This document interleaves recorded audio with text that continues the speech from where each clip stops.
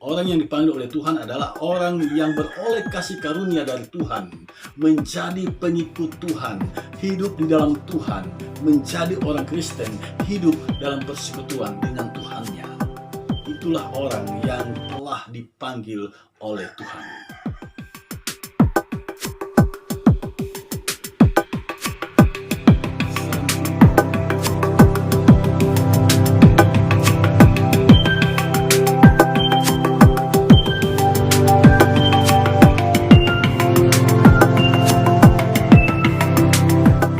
Nah, yang menjadi pertanyaan kita sekarang adalah bagaimanakah cara hidup orang yang telah dipanggil oleh Tuhan?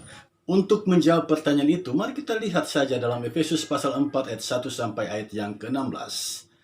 Yang pertama, orang yang hidup sebagai orang yang telah dipanggil oleh Tuhan. Yang pertama, kita lihat ayat 2.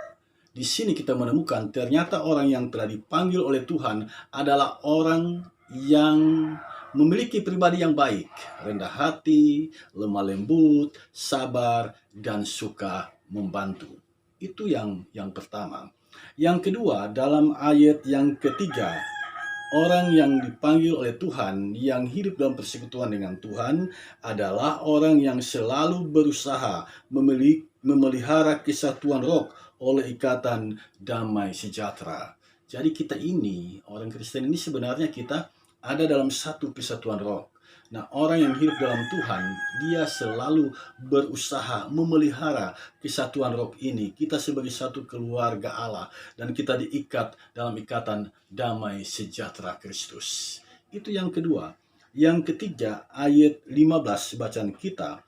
Orang yang dipanggil oleh Tuhan, yang hidup dalam persekutuan dengan Tuhan, adalah orang yang berpegang teguh pada kebenaran. Berpegang teguh pada kebenaran. Jadi tiga hal ini yang kita ketahui: memiliki pribadi yang baik, selalu memelihara kesatuan roh, kemudian yang ketiga dia berpegang pada kebenaran. Gaya hidup orang yang dipanggil oleh Tuhan, yang hidup dalam persekutuan dengan Tuhan, yang pertama-tama adalah rendah hati. Rendah hati artinya dia tidak memandang rendah orang lain. Dia tidak pandang enteng dengan orang lain. Dia tidak sombong. Itu pengertian rendah hati. Dalam keseharian hidup, kadang-kala kita tidak bisa membedakan antara rendah hati dan rendah diri.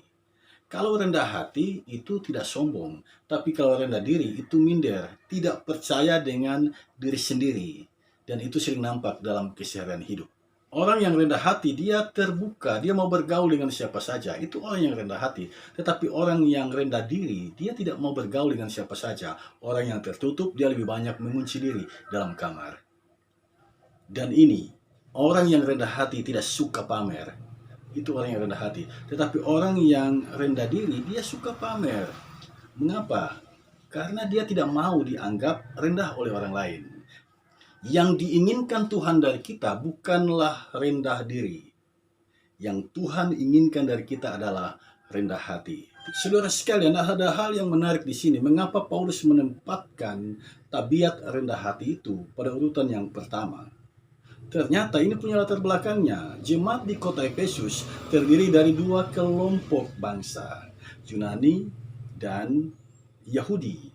Nah, orang Yunani ini, dia memandang kerendahan hati itu sesuatu yang hina, itu sesuatu yang tidak pantas dimiliki oleh manusia. Jika kita punya kelebihan, jika kita punya sesuatu yang menonjol dari orang lain, itu harus dipamerkan, itu harus diperlihatkan. Jika kepintaran kita lebih menonjol, kita harus berdebat dengan orang-orang yang ada di sekitar kita, sehingga akan terlihat siapa yang lebih unggul, siapa yang lebih baik. Orang yang rendah hati tidak memandang dirinya lebih baik, sebab pandangan ini menyebabkan orang menjadi sombong.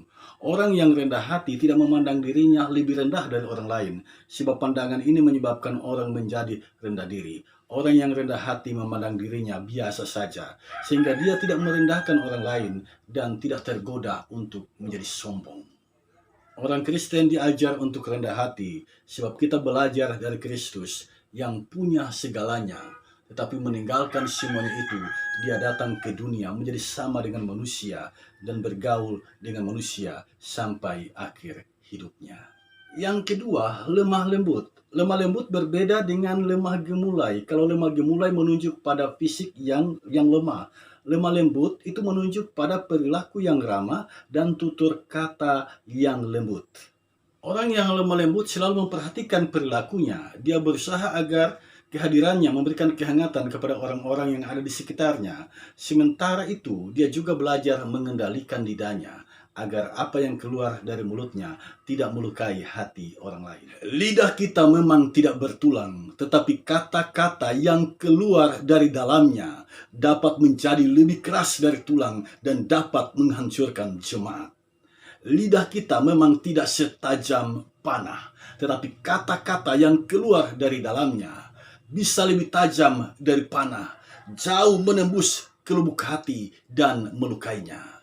Karena itu, waspadalah dengan lidahmu dan belajarlah mengendalikan lidahmu agar kata-kata yang keluar dari lidah tidak menghancurkan persekutuan, tidak menghancurkan batin orang lain, dan tidak melukai orang-orang yang ada di sekitar kita. Ingatlah, lidah yang lembut seharusnya mengeluarkan kata-kata yang lembut. Yang ketiga, sabar. Orang yang sabar, dia tahu kapan dia harus bicara dan kapan dia harus berdiam diri. Ada ungkapan yang mengatakan, orang sabar disayang Tuhan. Untuk mengerti ungkapan itu, lihatlah kehidupan orang yang sabar. Dia tidak emosi sekalipun menunggu dalam waktu yang lama. Dia tidak marah sekalipun dimarahi oleh orang lain. Dia tidak dendam sekalipun diperlakukan tidak baik. Dia tidak berkeluh kesah sekalipun sesungguhnya beban di pundaknya sangatlah berat. Itulah orang yang sabar. Dia tetap menunggu dan terus menunggu dalam pengharapan, sekalipun belum ada kepastian. Orang sabar itu sesungguhnya ibarat Kristus yang memilih berdiam diri di tengah derasnya hujatan yang dialamatkan kepadanya ketika dia berada di hadapan Pontius Pilatus dan Herodes. Orang sabar itu sesungguhnya ibarat Kristus yang memilih ikhlas menanggung penderitaan memikul salib ketika dia dipaksa memikul salib menuju ke bukit Golgota. Orang sabar itu sesungguhnya ibarat Kristus yang tersalib, memilih berdoa kepada Bapa di sorga, memohon pengampunan Bapa bagi orang-orang yang telah menyiksanya, yang telah menyakiti hatinya. Itulah orang sabar. Orang sabar sesungguhnya adalah orang yang mengenakan hatinya Kristus. Itulah sebabnya orang sabar disayang Tuhan. Sebab dia ikhlas, dia berdiam diri, dia memilih berdoa daripada menggunakan kekuatan fisiknya untuk melawan hal-hal yang melukai batinnya, yang menyiksa dirinya. Yang keempat, suka membantu. Dalam keseharian hidup kita menyebutnya berjiwa sosial. Orang yang berjiwa sosial bukan berarti orang itu berkelebihan, orang itu banyak harta, tidak. Orang yang berjiwa sosial melakukan semuanya itu karena panggilan hati nurani untuk meringankan beban sesamanya. Banyak orang memilih menempuh hidup pelit daripada membantu satu sama lain. Dia merasa dengan berlaku pelit, kehidupannya menjadi lebih baik, dan dia menjalani kehidupan yang berkelebihan. Padahal sesungguhnya pola hidup yang semacam itu tidak sehat. Sumur yang tidak pernah ditimba, pasti airnya tidak jernih. Sumur yang selalu ditimba, airnya menjadi jernih. Air yang tidak pernah dialirkan, yang hanya tertampung di satu tempat, tidak menjadi berkat bagi lingkungan di sekitarnya. Nyamuk akan bersarang di situ dan membawa petaka bagi lingkungan sekitarnya. Tetapi air yang selalu dialirkan membawa kehidupan bagi lingkungan di sekitarnya.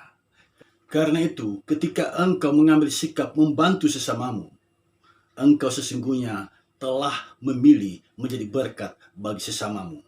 Jika engkau memberkati sesamamu, engkau pasti akan diberkati oleh Tuhan. sumber berkat di dalam kehidupan kita. Kitab suci dengan jelas bersaksi, Tuhan memberkati orang yang suka memberi, bukan orang yang pelit. Demikianlah kebenaran firman Tuhan telah ditaburkan saat ini, dan saya berharap kita semua bertumbuh menjadi pribadi yang baik, yang rendah hati, yang lemah lembut, yang sabar, dan saling membantu satu sama lain. Kita juga memelihara kesatuan roh oleh ikatan damai sejahtera dan teguh berpegang pada kebenaran.